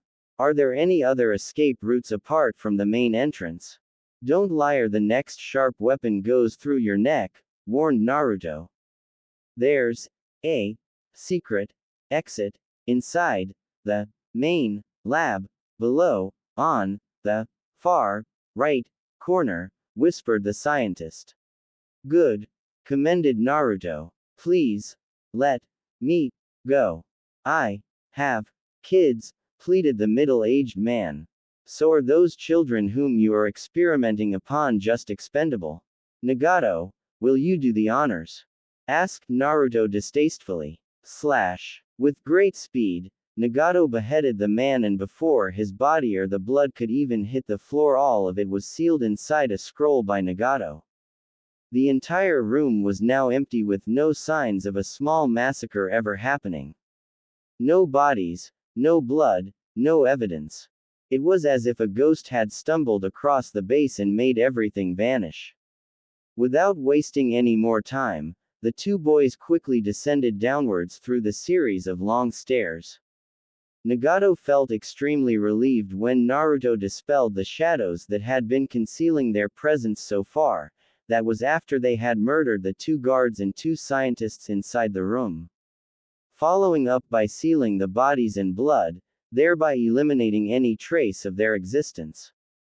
But the satisfied feeling had not lasted when they saw all the Uzumaki children sealed into water tanks that were full of some greenish liquid. Naruto was panting harshly. The sheer exhaustion he felt on using even a tiny fraction of his power was immense. Yet all he could feel right now was horror on seeing his clansmen in such conditions. He literally ran forward when he spotted Akeno sealed on the fourth tank from the left. Naruto placed a trembling hand on the glass, worriedly observing the sleeping form of his teammate and best friend. "We need to get them out," said Nagato quickly, as he made his way towards a table where several notes were laid. When he didn't receive any response from his friend, he turned back and saw a grim-looking expression arriving on his friend's face. "What's the matter?" asked Nagato hesitantly. Naruto didn't reply at first, as he moved towards the stairs, only stopping at the first step and turning back towards Nagato. "Someone's coming. I am going to investigate. You get our people out quickly," instructed Naruto. "But," argued Nagato. "Not now, Nagato. Just do it, please," requested Naruto, his eyes still darting towards Akeno's floating form. "All right. But I want you back here in 5, and do not engage anybody else. We have spilled enough blood for today," warned Nagato sternly, making Naruto smirk. "Yes, Grandma," said Naruto sarcastically. He had to duck down when Nagato sent a kunai his way. Laughing a little, Naruto quickly made his way upstairs and also picked up the kunai Nagato had thrown towards him, not wanting to leave any evidence at all. The smile he had previously shown to Nagato only to be replaced by a sudden worried expression. The sound of footsteps echoed through the empty halls. Naruto lay hanging from the ceiling of the floor, his body concealed by his shadows. His hawk-like eyes keenly fixed on the entrance of the corridor, he had definitely felt a powerful chakra signature approaching their location. And judging from the rapid manner in which it was closing down on their position, only left one possibility. They had been exposed. Naruto couldn't understand how that could happen, nor did he have time to think about the loophole. His thoughts were disrupted when a tall person emerged from the shadows. Before the person could even set foot on the trap Naruto had set, he stopped. A sinister chuckle escaped from the person's lips, as a pair of sinister-looking eyes opened up in the darkness of the corridor. Orochimaru cautiously observed his surroundings for any sign of movement or hearing of sound. Despite being alone in the corridor, his senses were screaming that there was another hiding in the shadows. He could feel it, the foul, dark presence. A truly wicked aura was present everywhere, waiting to strike. He had even taunted the invisible enemy, hoping to get a response, but received none in return. So, they have brains as well. The way they infiltrated the base made my team and guards disappear. They must be Anbu or at least high Jonin level shinobi, deduced Orochimaru. He had little doubt regarding the identity of the enemy. Nobody except for his comrades were aware about the experimentation going on the captured Uzumaki children. The only people who could take offense to such a method and retaliate this brutally would be survivors of the same clan. Yet he had been informed that apart from the captured children, the rest of the Uzumaki clan was dead. Clearly, he had been kept in the dark. And now he had Anbu-class soldiers attacking his precious research. "You know you can't escape from here. I'll find you," promised Orochimaru. Again no response. It seemed that normal threats were useless against this foe, so it was time to resort to other tricks. Orochimaru would have no hesitation in attacking this foe, and needed just a hint as to their exact location. And then he would strike in a flash. You know, for a clan praised to be as strong as the Uchiha and Senju. The Uzumaki turned out to be nothing but sheep, cowards who got slaughtered easily, taunted Orochimaru. Hiding in the shadows that were covering his body, Naruto kept his emotions in check. Easy to say, hard to practice. His power was a double-edged sword. The dark release gained power through the emotions and foul chakra inside him. The more darker his feelings, the more powerful he would become. But with that came the risk of losing control and exposing yourself wide in the open. Naruto had lost control many times in his life, and every time he had to wake up and see a river blood created by his own hands. While he didn't feel guilty since this power was not something he wanted but was forced on him, he didn't enjoy killing. Yet he did that dark act for the sake of his village and clan. One of whom was completely gone and the other was barely left. Contrary to popular beliefs, he did feel emotions. Happiness, anger, sadness, fury, and worst of all hatred. But unlike others, he didn't have the liberty to express them freely. It was not a choice but a necessity. His special power did grant him an unnatural advantage, but were also the cause for his miserable, isolated life. Despite that, he hadn't wasted much time of his life on cursing fate. That would be a terrible waste of time, and as a shinobi Naruto was not expected to live a long life. So why waste time on dwelling about something on which he had no control over? Yet the accusations of this man stung. For there was a hint of bitter truth in them. His clan had been too trusting, too absorbed within itself while ignoring the dangerous developments in the chaotic ninja world. And ultimately they paid a catastrophic price for it. Except for barely 50 children, the Uzumaki had been all but wiped out from the face of the earth. Never again, thought Naruto bitterly. You fools valued peace so much and thought that non-alignment with any major powers would keep you safe. There can be no peace among humanity, much less the shinobi world. The weak can find a place to live in this world, but the same is not the case with fools, taunted Orochimaru again. Naruto's eyes momentarily widened as the realization hit him. This man, despite being an enemy, was only saying the bitter facts which Naruto had been trying to ignore till now. His dream of peace lay shattered upon the corpses of his deceased clan. It demoralized him greatly as he faced reality. What was he supposed to do now? A few weeks ago, he had a home, comrades, dreams of his own and a bright future to look forward to. But now all of that was gone, and the only thing left was a wide hole in his chest that threatened to swallow him in an endless chasm of defeat and grief. He felt Nagato and Akino's chakra signatures vanishing from the base, along with those of the Uzumaki children. It would be so easy to give up now.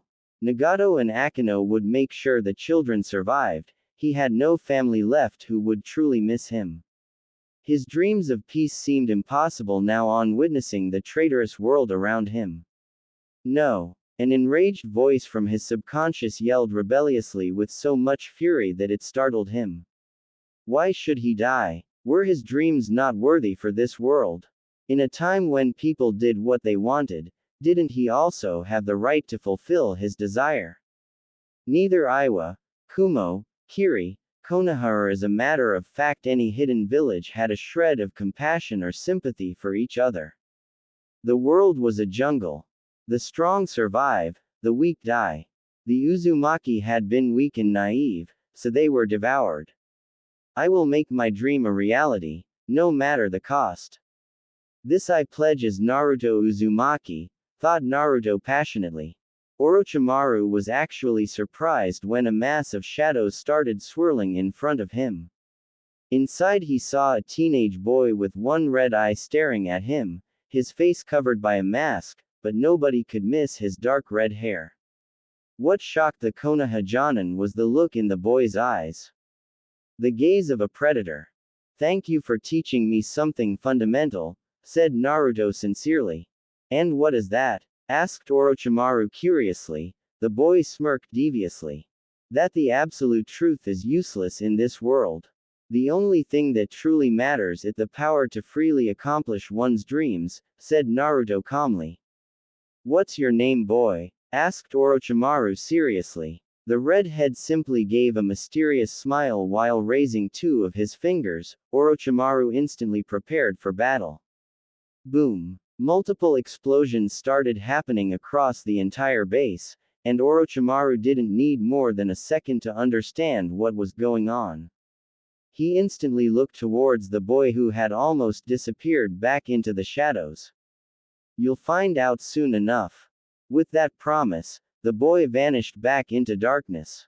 Orochimaru would have loved to find the brat and teach him a few lessons, but the entire base was crumbling and he would rather prefer not to be crushed by rocks first. So, the enemy had not entered his territory without a backup plan to fall back to, if things went south. Whoever that boy was, he was dangerous and knew some very disturbing dark facts about him and Konoha. But dealing with this situation would have to wait, because he had to first save his own life. We shall meet again, Uzumaki, promised Orochimaru, and started running madly. Nagato had been staring at the sleeping forms of Akino and the Uzumaki children. The moon shined its sliver light across the earth, while the last remnants of the Uzumaki clan lay protected under a strong barrier. Their escape from the base had not been easy, but Naruto had bought them enough time. He hated his friend for that. To be able to maintain such level-headed thinking even in the worst situations, was a trait only a few shinobi had. Yet it also pointed out the fact that Naruto had no value for his own life. In his eyes he was a simple ninja who was expendable for the greater good. His friend had believed this from the beginning and had lived by it every single day of their lives. Even during the most suicidal missions their team had faced, Naruto had led the charge, took severe injuries but accomplished the mission no matter the cost. Nagato disliked this attitude of his friend, but he understood the reason behind it. Unlike Akino and him, Naruto had went through events that had a deep impact on his life right from the early stages. Lack of parents and family, weariness from his own villagers, and most of all his uncontrollable powers. To overcome these scars, Naruto had devoted himself to the village and preservation of the Uzumaki clan. That was the reason for his existence along with a small personal goal for peace across the elemental nations. A dream which Nagato shared, but one that had been ruthlessly shattered by the drastic chain of events in their lives. The rustling of leaves alerted Nagato instantly, and he turned around only to find Naruto calmly walking towards him. A smile came on the younger boy's face as he rushed towards his masked friend. "I thought you died," said Nagato worriedly, as he looked for any wounds on his friend's body. Fortunately there were only a few scratches. Naruto smiled. "There is only one Naruto Uzumaki, and there will only be one man whose name maybe be remembered for killing me. I wonder who'll be that person," joked Naruto, earning a glare from Nagato. "I am in no mood for your theatrics this time, Naruto," warned Nagato, as his friend raised a placating hand in return. "Fine, fine. How are the others?" asked Naruto patiently. Nagato pursed his lips. "I am no medic, but even I can see they are weak. While no external injuries are visible, I can't be sure about any internal injuries. Though I've yet to sense any of them, so I have some hope." "Your decision to immediately go after our comrades probably saved their lives," explained Nagato frankly. "I did what was necessary." With that simple answer Naruto started walking towards Akino's sleeping form. Nagato sighed. "Naruto, it isn't a crime to be proud of accomplishing a nearly impossible feat," advised Nagato, and saw his friend's fist clenching tightly. "If I had been better, so many of our people wouldn't have died. So I shouldn't, whispered Naruto, his eyes low and voice full of guilt. "Naruto, I still desire peace in this world, Nagato. But," said Naruto hesitantly, "how can you say that after everything that has happened to our village? Our clan, our comrades," yelled Nagato furiously. Naruto turned around and sympathetically stared at his friend. Unknown to Nagato, Uzumaki Naruto could clearly feel each and every feeling burning in his friend's heart. Right from the hatred to the grief. "Then what do you propose?" asked Naruto calmly, and saw Nagato giving him an ice-cold gaze. The only way to achieve peace in this world is by making humanity feel pain. Unless those in power don't know this feeling, wars will keep on happening, proclaimed Naruto. What if I say there's another way? Hinted Naruto, with that mesmerizing glint in his eyes. Nagato paused. The anger faded a little, as he furrowed his brows. Naruto usually proposed the most rational plans, keeping the real objectives in mind. It wouldn't cost him anything altis to listen to the idea. Fine, relented Nagato. Naruto smiled. Making sure that the silencing seals were working properly, he explained his dream to his friend. And the way he would move forward towards it. I thought, said Nagato sheepishly, how stupid he had been. Naruto scoffed. You don't think I'll simply spare the ones that destroyed our clan? Asked Naruto irritatedly. So, said Nagato hopefully, but Naruto raised his hand. But you're out of your mind if you think I'll destroy 4 great ninja villages and nearly 60% of the world's population in a mad quest. Mocked Naruto, and was surprised when Nagato looked away. Well, Naruto sighed. Nagato, you have a good heart.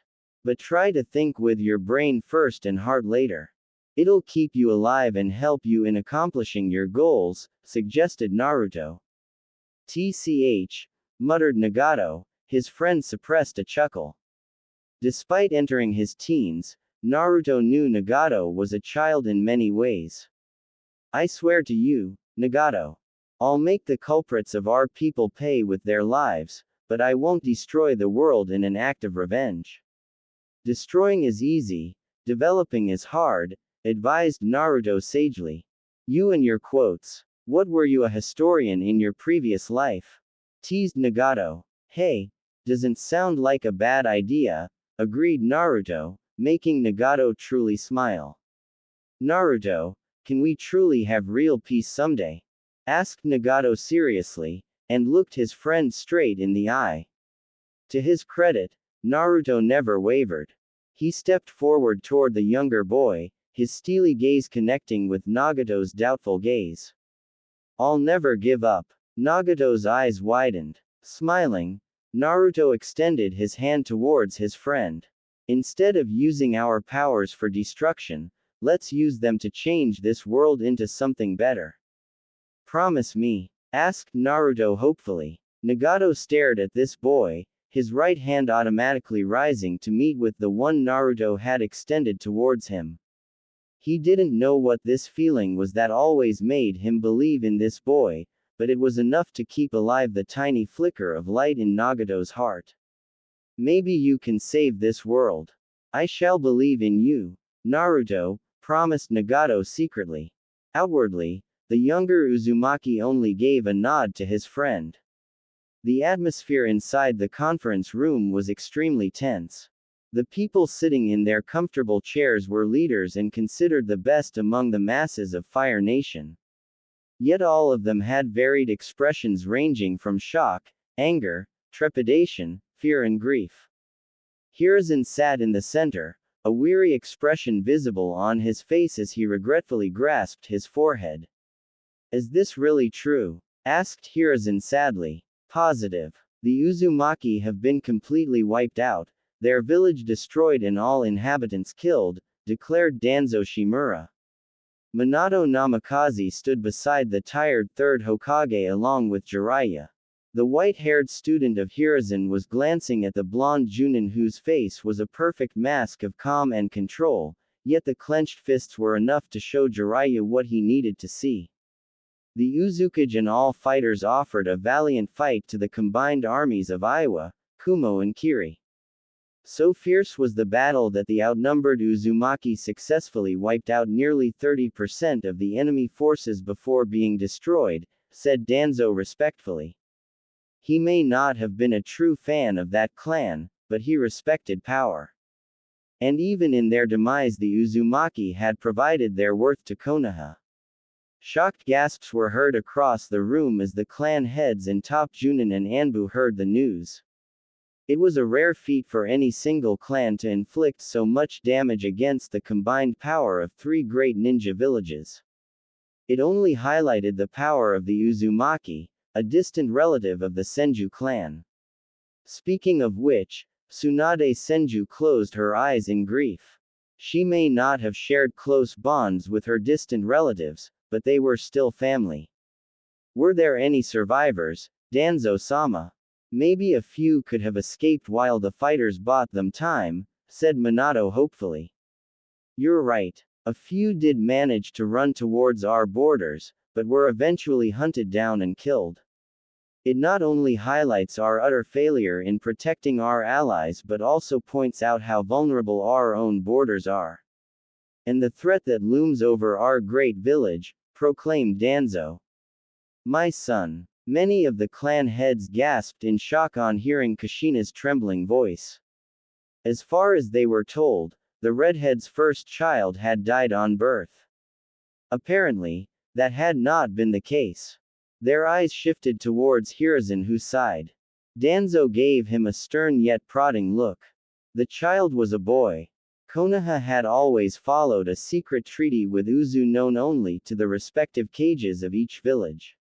In exchange for resources and support, Uzu would continue to provide a shinobi who can be the Kyuubi's Jinchuriki along with new weapons. However, if the female Uzumaki were to ever conceive a male child, then he was to be immediately handed back to Uzu, informed Hiruzen.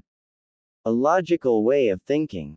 A male Uzumaki growing up in Konoha could have easily recreated the clan over the decades, suggested Shibi Aburame. And render Uzu's importance to us quite bleak, pointed Hiashi Hyuga. If a girl was born to the Uzumaki of Konoha, then too our village would gain a partial Uzumaki clan. However, the descendants of such a child would not be as strong as a true Uzumaki because of the strong genes that can only be passed down through a male. Tsunade is a descendant of Mito, yet her healing powers and longevity pale in comparison to her grandmother. Not to mention the sealing arts that were the true power of that clan, explained Shikaku Nara tactfully. And you allowed this to happen, Hiruzen? Asked Danzo bitterly, receiving a sharp glare from the third Hokage. That's Hokage-sama to you, Danzo. Don't forget your place, reminded Hiruzen. His tone was calm yet the message was clear. Hi, replied Danzo crisply, though a battle of eyes was continuously fought between the two students of Tobarama Senju. It was an honorable treaty which both Hashirama-sama and Tobarama-sama respected. I followed the same principles laid by our great founders, replied Hiruzen calmly. Despite the benefits the Uzumaki could have brought to our village? Asked Danzo contritely. Before the small conflict could escalate further, Minato stepped forward. His ice-cold gaze glaring down at Danzo. Danzo-sama, while I understand your views to some extent, you don't have any right to question the Hokage. And nor do you have any right to speak of my son as a mere tool. I won't allow that, warned Minato. Many stared at the blonde Junin in shock. There were barely a handful of people in the village who could stand up to Danzo Shimura, much less obstruct the man from speaking his thoughts. It would have been the case with any other shinobi, but Minato was one of the rising stars of Konoha and was said to be the Nadime's successor. So when he spoke, people listened.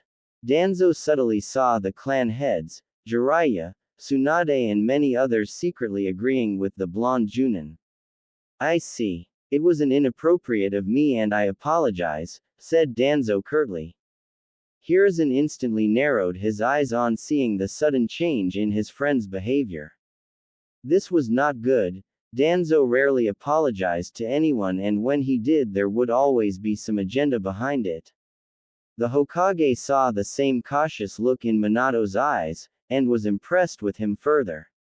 The 30-year-old was young but had an intellect that was as sharp as Danzo's. But it still presents the point that Konoha can no longer stay neutral. War is inevitable, declared Danzo. Murmuring quickly erupted into the chamber, and Hiruzen raised his hand preventing a discussing from starting outright. Danzo, we should try to avoid war. The last one had costed us so much, we even lost Tobarama-sama, pointed Hiruzen, and saw the same cold determination in his friend's eye. Don't be naive, Hokage-sama. Do you think Iwa, Kiri and Kumo will simply stop after destroying Uzu? No, they'll unite and attack us. And when that happens, Konoha's destruction will be imminent, warned Danzo. This is all just speculation. Do you have any idea what you are proposing? Asked Jiraiya irritatedly. As a matter of fact, I do. If we do not retaliate, it will send a message across the entire world that Konoha easily betrays its allies. More than that, we owe it to Uzu to inflict justice upon the criminals who slaughtered an entire clan mercilessly, said Danzo passionately. Everyone's gaze shifted towards Kushina, who had barely said anything during the entire meeting. Maybe it was the shock of hearing about her son's demise or the grief that came after, it had frozen her. The redhead had a haunted look in her eyes, a few tears already fallen off her cheeks. Minato grimaced. Even after all these years. Danzo inwardly smiled when most of the people in the room got determined looks in their eyes on seeing the grieving mother. Satisfied, he looked towards Hiruzen, who gave him an extremely disappointed, hateful look. Let there be war. Kushina kept on running. Away from the council chambers, away from the people, away from everything. Everything had turned dark in her life. Tears freely trickled down her cheeks as she hopped from rooftop to rooftop across Konoha. Her home was gone, her clan destroyed. And her son. She could still remember the tiny little bundle she had been forced to give to the Uzukage. She could still remember how heartbreaking the choice had been, but she had made it for her son. So that he would not have to suffer her fate. So that Konoha would simply not use him as a breeder, or a Jinchuriki successor, or worse, as a weapon. Kushina. Wait. She had ignored that voice for the past few minutes, even as the person continued to chase after her. Yet, she was forced to stop when Minato appeared in front of her, blocking her way. Unlike her, he didn't have tears. But she had known him for years, and just one glance in his eyes was enough to show her that he shared her feelings. But was better at controlling them. I have nothing to say to you, Minato, said Kushina stiffly. Kushina, said Minato hesitantly. What could he possibly say to her when he himself? Don't worry. I'll fight for this village, even if they failed in saving my family, said Kushina coldly, receiving a glare from the blonde. You know I have never doubted your loyalty, replied Minato sharply, and saw her smile at him cynically. Just go away, Minato. This is the moment for you and this village to shine, your chance to prove your worth to your beloved village. It's just unfortunate that it costed the life of my son. And with those cold words, Kushina vanished. Minato remained frozen in his spot. Only if he had known that a single mistake could cost a man so much, only if he hadn't done what he did, then things could have been different. Only if. He was my son too, Kushina. 3 days later. Akeno groggily opened her eyes. For a moment panic arose in her heart when she spotted only darkness. But relief soon came when she felt a strong pair of arms wrap her in a warm hug. It relaxed her and brought a few tears in her eyes as she heard his voice. You're safe. It's over. She looked up to see Naruto smiling down at her. The girl's cheeks flushed a little red on seeing how close he was to her, their lips barely a few inches apart from each other. Yet she knew she was safe. As long as she had known Naruto, he had never displayed a hint of romantic feelings for any woman. Sometimes it did make her doubt his sexuality. The boy had shared more bromance moments with Nagato than he had with her.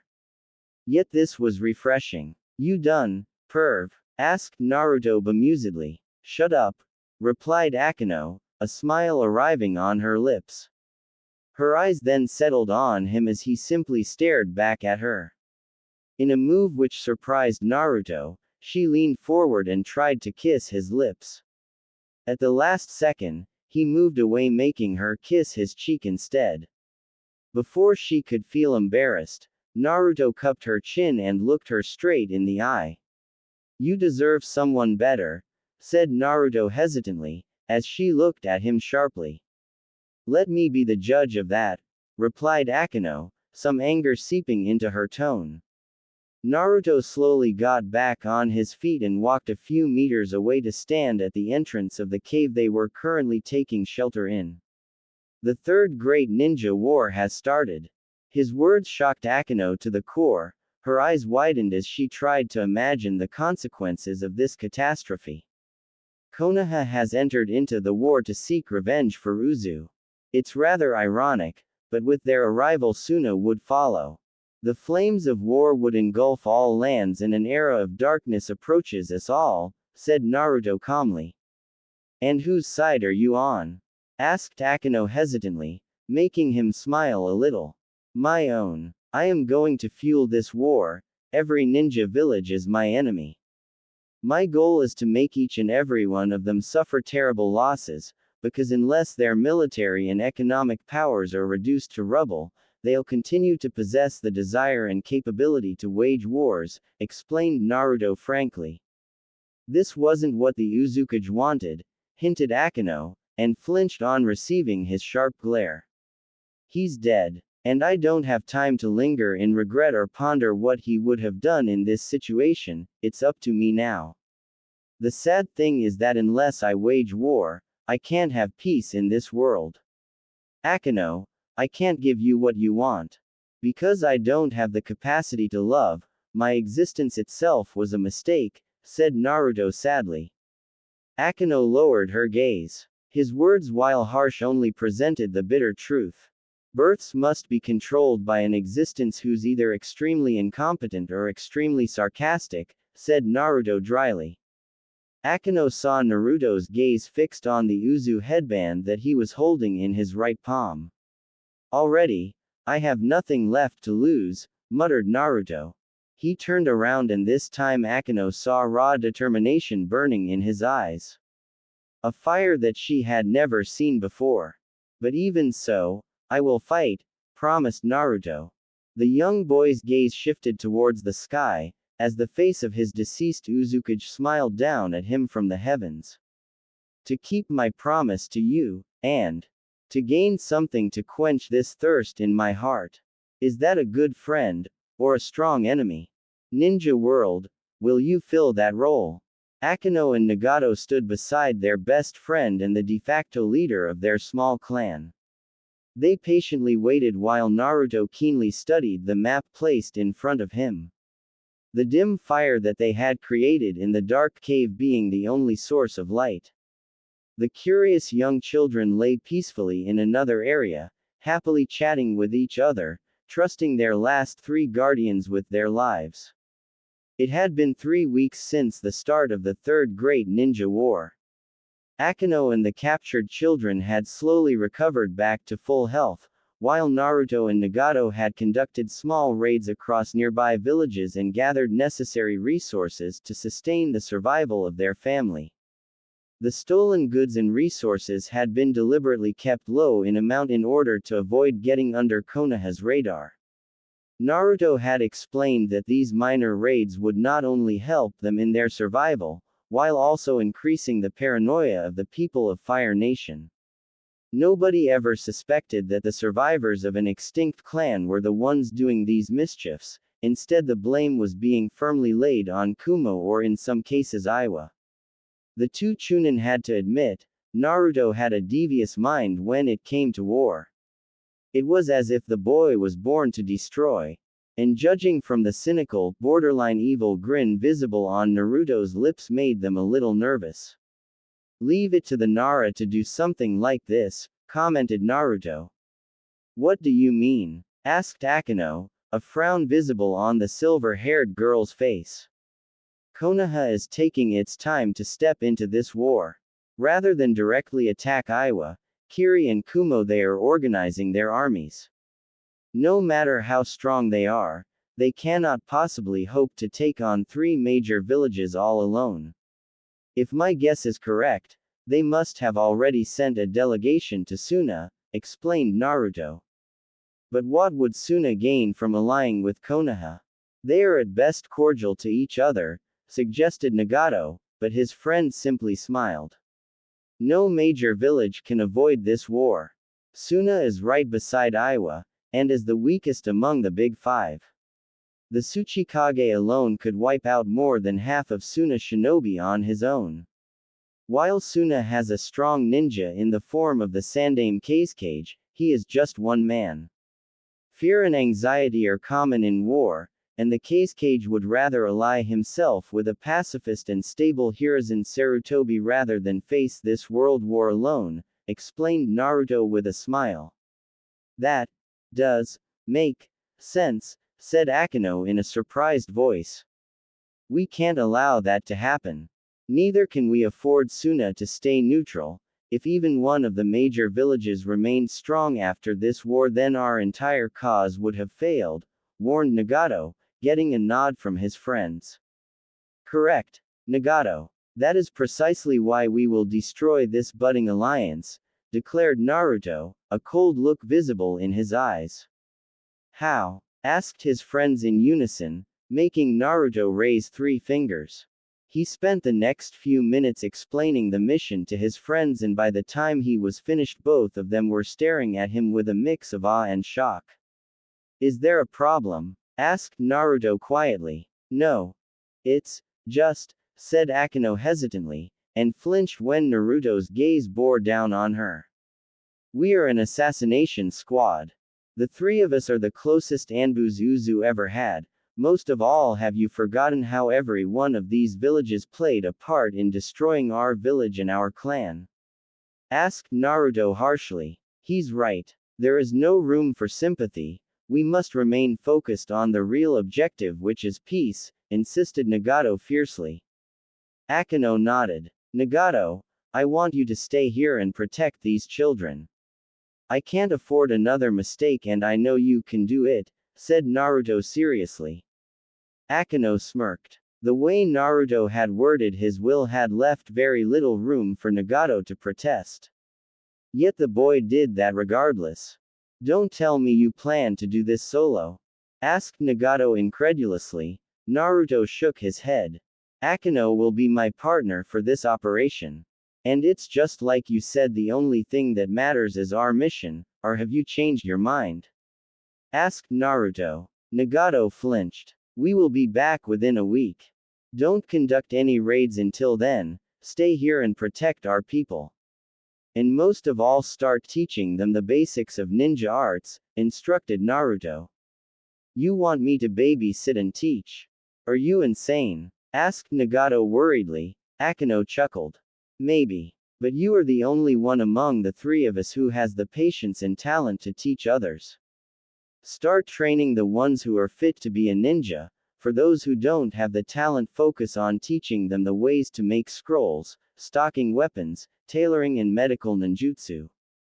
We may not have the numbers, but I won't allow these children to be weak again. When the next time they face the enemy, I want them to fight like true Uzumaki instead of crying out in fear and despair, explained Naruto harshly. They are so young, said Nagato hesitantly, as he glanced at the 10-year-old boys and girls. Akino saw a brief flash of regret, sadness and guilt pass through Naruto's eyes. He hid it well enough to prevent Nagato from noticing, but she could see that he was hurting from the inside. Just like the rest of them. Only the victors are allowed to live. This world is merciless like that, said Naruto, a haunted look visible in his eyes. Naruto. The boy closed his eyes and turned away. The next time he spoke, his voice had the same iciness and determination present in them. Akino, prepare for the mission. We move in half an hour. And Nagato, in case we don't make it back then, I've left instructions for you in this scroll. Don't open it until absolutely necessary, warned Naruto, and tossed the scroll to his friend. What is in it? Asked Nagato curiously, as he observed the small black-colored object. Something which I was supposed to use if I ever got in trouble. A safety measure given by my father. Akino and Nagato went wide-eyed on hearing that. Their shocked stares were fixed on Naruto's back. All their lives their friend had pretended not knowing his father. Wordlessly, Naruto walked away after relaying that information. Clearly not willing to share any more information, and his friends reluctantly didn't pursue him on this revelation. What a up family, said Nagato, with a heavy sigh. Just pray that they never meet face to face, replied Akino wearily. Why? Asked Nagato, and saw a terrified expression arriving in the silver-haired girl's eyes. It might just start another world war. Akino was currently lying idly beneath the shade of a large tree. The cool breeze hit her face occasionally making her smile, while her eyes were fixed on the masked boy who was busy going through their mission gear. She had to admit, he had been planning this operation for quite some time. Why me? Her sudden question made him stop momentarily. He glanced at her for a second. Their gazes met and he understood what was the true meaning behind those words. Apart from the fact that your skills are more suitable than Nagato in this task. I want you as my partner, to keep me in control, admitted Naruto, his gaze lowering a little. And why is that? Asked Akino coolly. Because you have a heart, I don't. I always tend to focus towards our ultimate goal and tend to disregard the way we achieve it. I might even not hesitate to kill innocents for this task, especially when I use my dark powers. This risk greatly increases as I don't have full control. Nagato carries a lot of hatred in his heart and might not be determined and capable enough of stopping me. But you can, don't let me become a monster. Akino, requested Naruto. She got back on her feet and came beside him.